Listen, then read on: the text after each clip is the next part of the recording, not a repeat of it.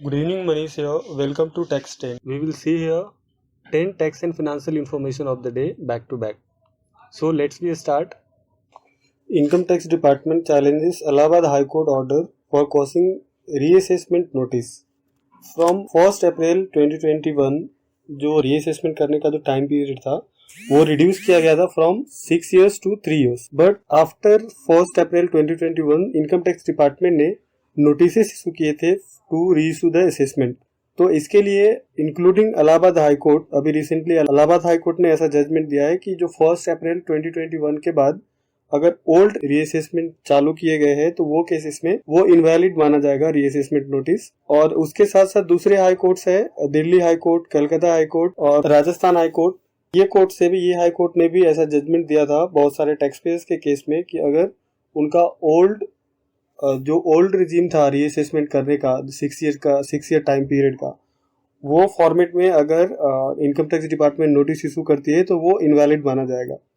और ये 1st April के बाद ये इसके लिए बढ़ाया गया था क्योंकि इनकम टैक्स डिपार्टमेंट ने जो 3 years होने वाले थे रीअसेसमेंट का पीरियड, वो due to the covid pandemic ये जो पीरियड था वो 3 महीने से बढ़ाया था इनकम टैक्स डिपार्टमेंट ने, बिकॉज नोटिस वगैरह ऑफिस वगैरह बंद थे.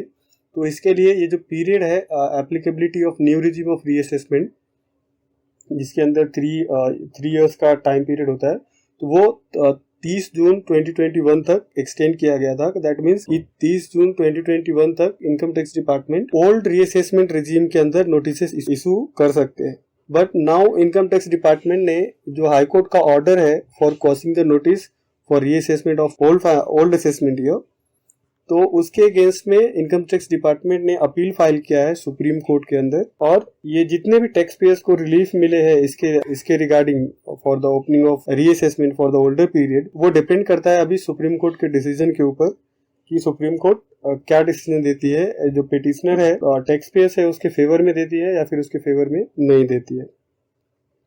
Finance minister may propose to tax relief for the global डेब्ट इन्वेस्टर इन बजट. अभी जो अपकमिंग बजट है उसमें फाइनेंस मिनिस्टर में भी जो कैपिटल गेन टैक्स लगता है ऑन ओवरसीज डेब्ट, तो उस पे जो कैपिटल गेन टैक्स है वो रिमूव कर सकती है. बिकॉज जो सेटलमेंट प्लेटफॉर्म है ओवरसीज में यूरो क्लियर, उनके पास कुछ 49 कंट्रीज लिस्टेड है. 49 कंट्रीज के वहाँ पे डेब्ट लिस्ट होते हैं, बट कोई भी कंट्री में ऐसा टैक्स का प्रोविजन नहीं है. ये 49 कंट्रीज में कोई भी टैक्स का प्रोविजन नहीं है. तो वो यूरो क्लियर के लिए भी ये इशू हो रहा है कैपिटल गेन कैलकुलेट करना. तो maybe for this reason जो फिनांस मिनिस्टर है करेंट बजट में जो कैपिटल गेन टैक्स है ऑन ग्लोबल डेब्ट वो उस पे रिमूव कर सकते हैं ये टैक्सेस. करेंटली अभी short term capital gain 30 to 40% लगता है और लॉन्ग टर्म कैपिटल गेन 10% का लगता है. और ये डिपेंड करता है ऑन पीरियोडिसिटी. 12 months के अंदर अगर कोई लिस्टेड डेब्ट सेल करते हैं तो वो केसेस में कैपिटल गेन लगता है. और अगर अनलिस्टेड डेब्ट है और वो लेस देन 36 months में अगर वो सेल करते हैं तो वो केसेस में वो कैपिटल गेन टैक्स के अंदर कवर होते हैं. सीबीडीटी नोटिफाई ई एडवांस रूलिंग स्कीम 2022. सीबीडीटी ने ई एडवांस रूलिंग को रूलिंग स्कीम एप्लीकेबल किया है स्कीम 2022 और ये एप्लीकेबल है फ्रॉम 18 Jan 2022. ये एडवांस रूलिंग के अंदर जो एडवांस रूलिंग है उसमें आप ईमेल के थ्रू एप्लीकेशन डाल सकते हैं एडवांस रूलिंग के लिए.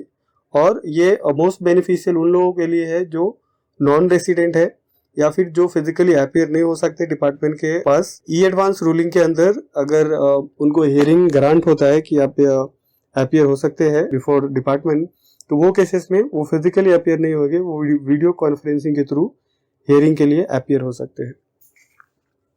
DGFT issued clarification on Steel Import Monitoring System SIMS registration.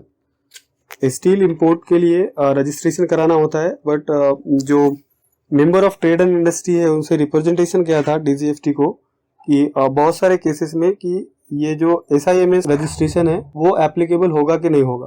तो फर्स्ट जो क्वेरी था मेंबर का वो था कि अगर वो स्टील री इम्पोर्ट करते हैं फॉर पैकिंग पर्पस तो वो केसेस में ये SIMS का रजिस्ट्रेशन कंपलसरी होएगा कि नहीं. तो उसका रिस्पॉन्स आया है DGFT का कि अगर वो सिर्फ री इम्पोर्ट करते हैं steel for packing purpose only तो वो केसेस में SIMS का रजिस्ट्रेशन मैंडेटरी नहीं होगा. दूसरा क्वेरी है कि अगर DTA से SEZ में अगर गुड्स ट्रांसफर करते हैं और SEZ से फिर वापस DTM में गुड्स आता है विदाउट वैल्यू एडिशन, कोई उसमें वैल्यू एडिशन नहीं होता है, तो वो केसेस में SIMS का रजिस्ट्रेशन मैंडेटरी होगा कि नहीं।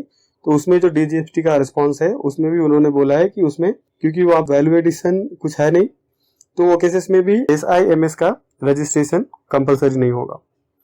Government may incentivize new income tax regime. अभी हमने देखा था कि अभी जो दो इनकम टैक्स का रिजीम है, दो रिजीम मीन्स एक तो ओल्ड रिजीम है जहाँ पे हम चैप्टर 6 के अंदर जो डिडक्शंस होते हैं ATC ATD ये सब डिडक्शन क्लेम करके जो हमारा टोटल इनकम कैलकुलेट होता है और उस पर टैक्स लगते हैं। दूसरा गवर्नमेंट ने इंट्रोड्यूस किया था new regime of income tax, जिसके अंदर वो डिडक्शंस अलाउ नहीं करते हैं बट जो टैक्स रेट है वो स्लैब वाइज रिलेटिवली बहुत कम होते हैं देन ओल्डर रिजीम। बट यहाँ पे इशू ये था जो छोटे टैक्स पेयर्स है उनके लिए जो ओल्ड रिजीम है वही बेनिफिशियल है क्योंकि वहाँ पे उनको डिडक्शंस मिलते हैं, और बेसिकली ये जो न्यू रिजीम है वो उनके लिए बेनिफिशियल था जो कॉर्पोरेट है या फिर हाई इनकम वाले टैक्स पेयर्स है उनके लिए एप्लीकेबल होता था। क्योंकि जो छोटे टैक्स पेयर्स है उनको डिडक्शन लेने के बाद बेबी उनका नॉन टैक्सेबल कैटेगरी में आता है। जो रिलेटिवली टैक्स के डिफरेंसेस है वो स्मॉल टैक्स पेयर्स के लिए बेनिफिशियल नहीं है न्यू रिजीम। तो to incentivize the new income tax regime government इसके लिए कुछ न्यू बेनिफिट ला सकती है न्यू रिजीम के अंदर कि जो लोग ओल्ड रिजीम में है वो जो छोटे टैक्स पेयर्स है वो भी शिफ्ट हो सके न्यू रिजीम के अंदर। The confederation of all India traders CAIT has written to the finance minister for removal of GST number mandate for small traders to entering in e-commerce. अभी ये CAIT है उन्होंने फाइनेंस मिनिस्ट्री को लिखा है कि ये जो मैंडेट है GST रजिस्ट्रेशन का for the small traders to enter in the e-commerce platform, ये बेसिकली अभी इंडिया में कोई भी ई-कॉमर्स प्लेटफॉर्म पे आप लिस्ट नहीं हो सकते हैं टू सेल द गुड्स और सर्विसेज एनीथिंग अगर आपका GST रजिस्ट्रेशन नहीं है। तो वो केसेस में जो स्मॉल टैक्स पेयर्स है, जो स्मॉल ट्रेडर है, रिटेल शॉप्स है, उन लोगों के लिए इशू होता है कि विदाउट GST रजिस्ट्रेशन वो कोई भी ई-कॉमर्स प्लेटफॉर्म पे रजिस्टर नहीं हो सकते हैं। इवन कि उनका जो थ्रेशोल्ड लिमिट है GST रजिस्ट्रेशन कराने का उससे कम है, तो वो केसेस में भी आइदर तो ई-कॉमर्स प्लेटफॉर्म पे नहीं जा सकते हैं या फिर अगर उनको ई-कॉमर्स प्लेटफॉर्म पे जाना है तो फोर्सफुली उनको GST रजिस्ट्रेशन लेना जरूरी होता है। तो इसके लिए जो CAIT है उन्होंने फाइनेंस मिनिस्ट्री को लिखा है ये जो अपकमिंग बजट है उसमें ये इंक्लूड किया जाए और जो भी ई-कॉमर्स के प्लेटफॉर्म है वहाँ पे जो छोटे ट्रेडर्स है जिनको GST एप्लीकेबल नहीं है उनको GST नंबर होना मैंडेटरी ना रखे for registering on the e-commerce platform. उनको जो वेरीफाई करना है, अगर वेरीफाई करने का और भी दूसरे ऑप्शंस है like pan card, Aadhaar card and other documents के थ्रू वो ऑथेंटिसिटी वेरीफाई कर सकते हैं ट्रेडर्स की। तो अगर ये प्रोविजन आता है तो बहुत गुड न्यूज रहेगा for all the small tax payers जिन्होंने GST का रजिस्ट्रेशन नहीं लिया है बट वो ई-कॉमर्स प्लेटफॉर्म पे जाना चाहते हैं। Extension in time period for re-export मेंट for the transportation of liquid medical oxygen, ये ISO कंटेनर है उसके लिए ये टाइम पीरियड का एक्सटेंशन आया है कि वो री-एक्सपोर्ट कर सकते हैं अगर वो लिक्विड मेडिकल ऑक्सीजन ट्रांसपोर्ट करते हैं। तो वो जो ISO कंटेनर है वो री-एक्सपोर्ट करने का जो टाइम पीरियड है वो एक्सटेंड किया है टिल 30 सितंबर 2022 तक। तो 30 सितंबर 2022 तक ये transportation of liquid medical oxygen वो कंटेनर यूज कर सकते हैं to re-export. Importer of denatured ethyl alcohol take government to court over the GST classification issue. यहाँ पे इशू ये हुआ है कि जो इम्पोर्टर है ये डेनेचर इथाइल अल्कोहल का जो कि रॉ मटेरियल होता है फॉर द सैनिटाइजर, डिसइंफेक्टेंट और रेमडेसिविर मेडिसिन के लिए ये रॉ मटेरियल होता है। तो ये केसेस में इनके ऊपर कुछ इशू हुआ था, क्लासिफिकेशन का इशू हुआ था for the raw material ethyl alcohol के लिए। तो इसके लिए जो कस्टम डिपार्टमेंट है उन्होंने डायरेक्टली उनके प्रीमाइसेस में सर्च एंड सीजर ऑपरेशंस किया था।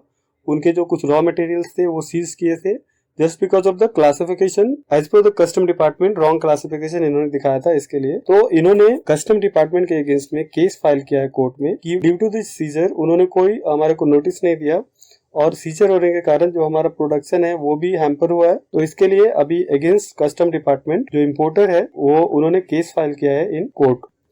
Cabinet approve infusion of 300 crore in Indian renewable energy development agencies limited. Cabinet ने अप्रूवल दिया है 1500 crore for Indian renewable energy के लिए। ये जो रिन्यूएबल एनर्जी है उसमें पर ईयर 10,200 एम्प्लॉयमेंट जनरेट होंगे। India and Denmark agreed to work together on green fuels including green hydrogens. India और डेनमार्क के बीच में एग्रीमेंट हुआ है. ये मीटिंग कंडक्ट हुआ था 14 जैन 2022 को, जिसके अंदर दोनों कंट्री के बीच में, इंडिया एंड डेनमार्क के बीच में ये एग्रीमेंट हुआ है to work together on green energy fuels including the green hydrogens.